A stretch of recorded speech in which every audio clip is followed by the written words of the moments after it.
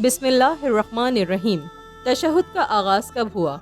آئیے واقعہ معراج سے جانتے ہیں۔ جب نبی کریم صلی اللہ علیہ وآلہ وسلم حضرت جبریل علیہ السلام کے ساتھ آسمانوں کی سیر کر رہے تھے تو ایک مقام پر آ کر حضرت جبریل علیہ السلام رک گئے۔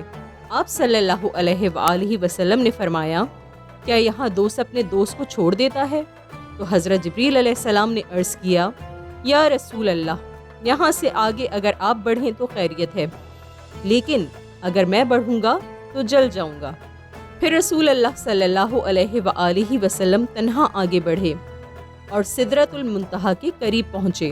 وہاں جا کر آپ صلی اللہ علیہ وآلہ وسلم نے عرض کیا، التحیات للہ والصلوات والطیبات، تمام تعریف اللہ کے لیے ہیں اور تمام نمازیں اور پاکیزگیاں اسی کے لیے ہیں۔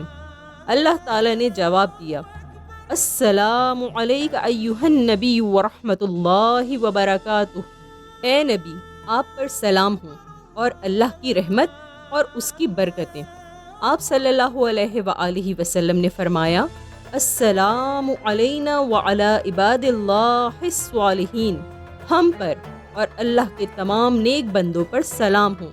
اور پھر فرشتوں نے کہا، اشہد ان لا الہ الا اللہ واشہد ان محمدا عبدہ ورسولہ، میں گواہی دیتا ہوں کہ اللہ کے سوا کوئی معبود نہیں، اور میں گواہی دیتا ہوں کہ حضرت محمد صلی اللہ علیہ وآلہ وسلم اس کے بندے اور پیغمبر ہیں۔ اور اس طرح یہ مقدس مکالمہ آج ہماری ہر نماز میں تشہد کی صورت میں زندہ ہے۔ جزاک اللہ خیرہ۔